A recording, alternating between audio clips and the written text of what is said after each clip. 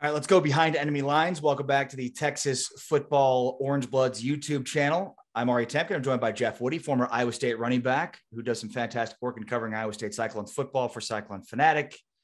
What's up, Woddy? How are you?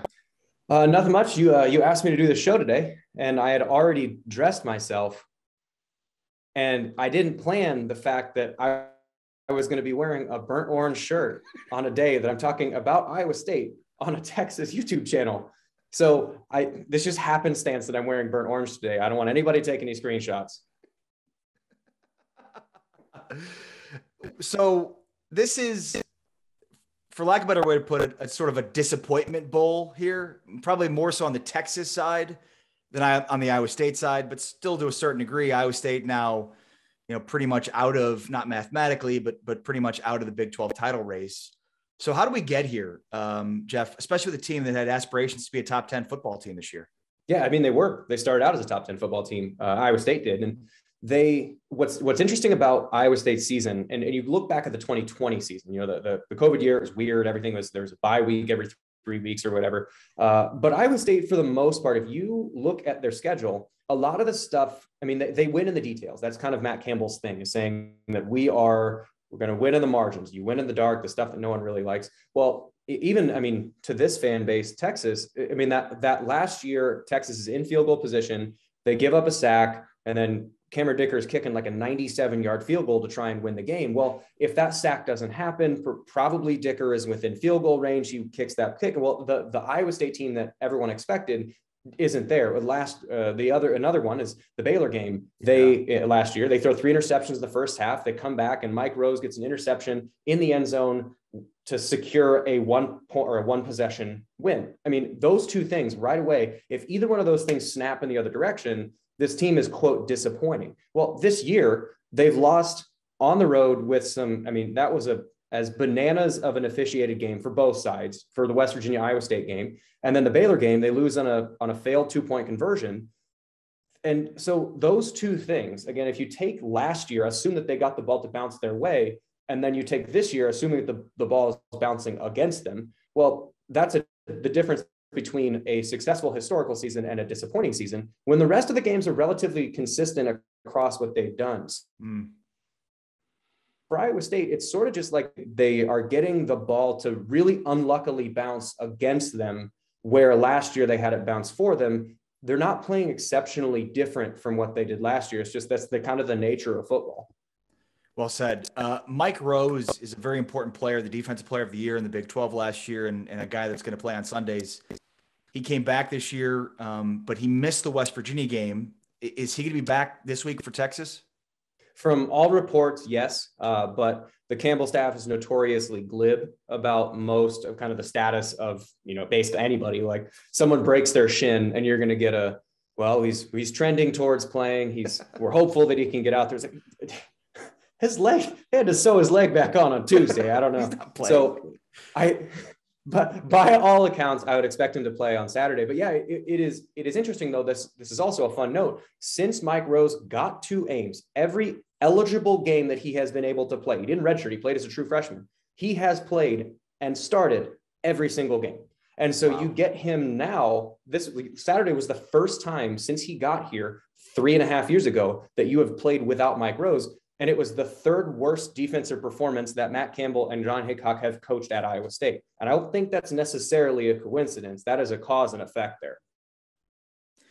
Yeah, John Haycock, that 3-3-5 defense, it's the rush 3, drop 8. It is now everywhere in college football, and it all traces back to Iowa State. Take me through sort of the infancy of it. Is it sort of a defense by necessity for Iowa State to go against these Big 12 defenses? And are you surprised with how much it's become widespread across college football? What's incredible is almost that it's surprising in 2 ways. It's surprising that it took this long to happen, where a coach could remove himself enough from kind of the perception of what you should do and look at, like, all right, what do we have? And the example that I always try and use is a square peg, square hole, as a good example of a coach. And the best example, and again, it's on Sooners Wire, or not Sooners Wire, it's on Longhorn Orange Bloods. I'm sorry, but Lincoln Riley is probably the best example of a square peg, square hole offensive coach, which is, all right, we have the best running back in the country or whatever. We have the really physical offensive line. So we're going to run the ball 45 times. The next year, you lose that guy and you bring in the best passer in the country, and you're going to flip your whole offense to match the personnel that you have. Well, defenses for a long time had been so stubborn to say that we have to play 4 down, or you have to play a 3-4 or whatever. Well, I don't know how many human beings there are that are 6'5", 300 pounds and can move like the necessity you have to have defensive linemen, like interior defensive linemen. But each team can have 2 or 3 of those guys. They're not going to have 6 or 7 of those guys. So Iowa State finally kind of like looked at it from the outside, being like, we have a bunch of athletes that are in the 220 to 240 pound range, linebackers.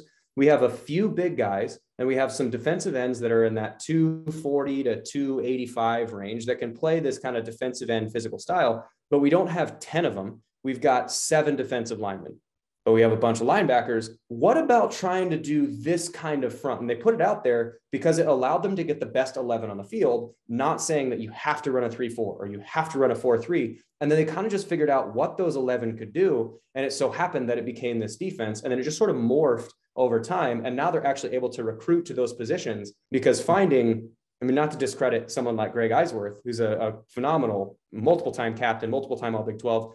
It's much easier to find Greg Eisworth than it is to find Poona Ford. Like you're not finding that big defensive lineman. You can recruit 3 DBs and 2 of them are going to pan out. You can recruit 2 defensive linemen and maybe you get 1. So it's kind of a necessity of what you're able to actually get. And then it just worked.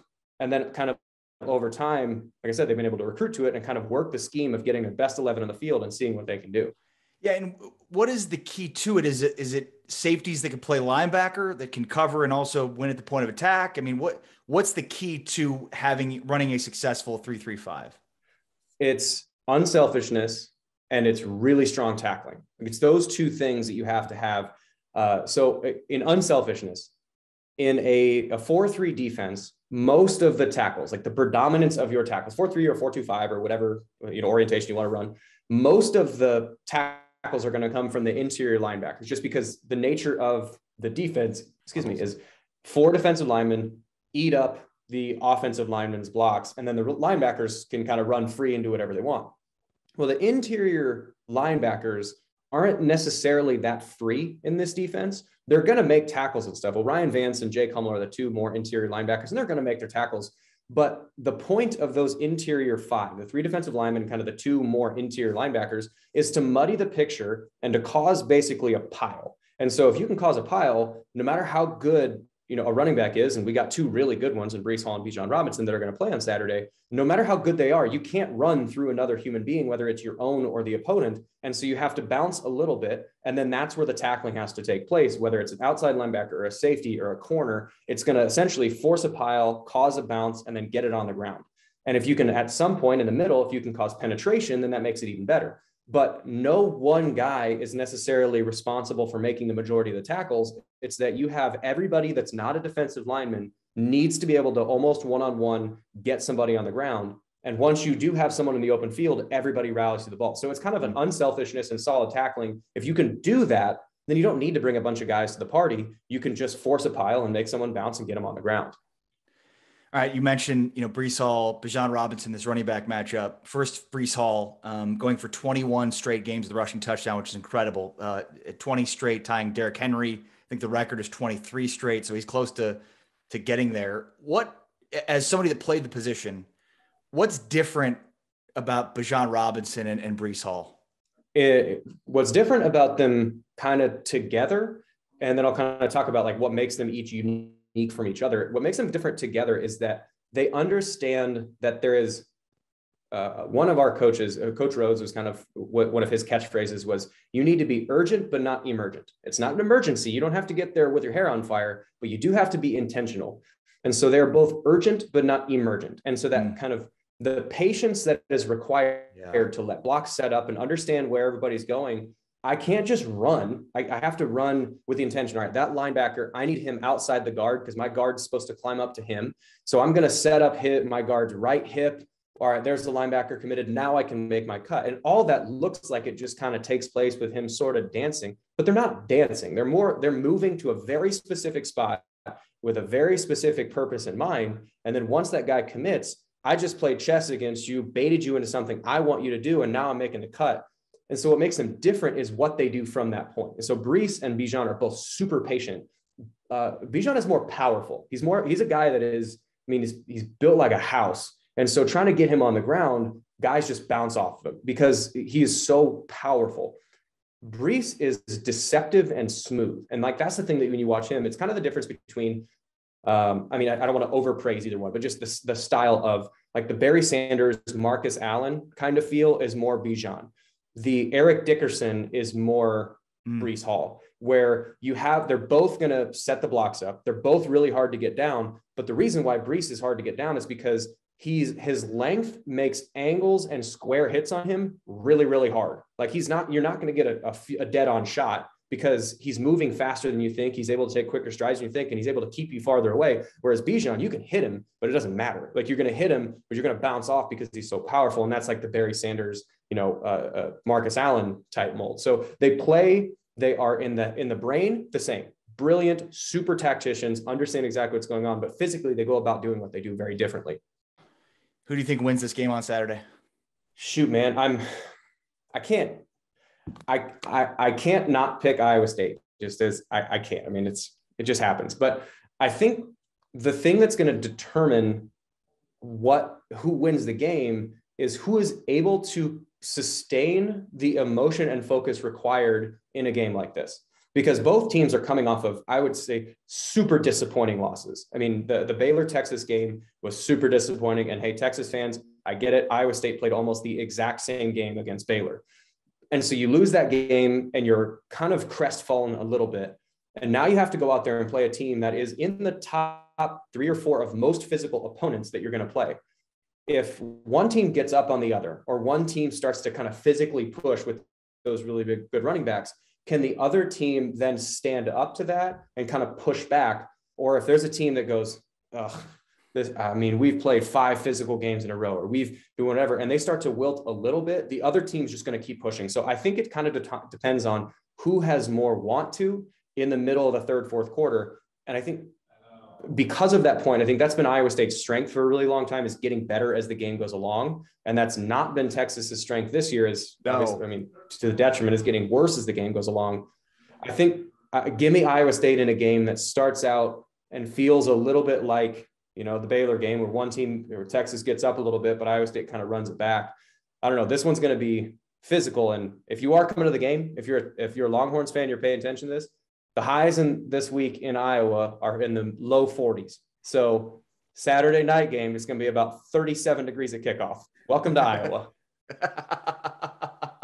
Yeah, Texas is really good for 45 minutes. If only the games were 45 minutes, Texas would be undefeated. And then, hey, if you win at the end of the third quarter, wave the white flag. It's done. It's done. We're over. Let's go home. Take my ball. I'm done. Jeff Woddy, appreciate you, buddy. Thank you. My pleasure.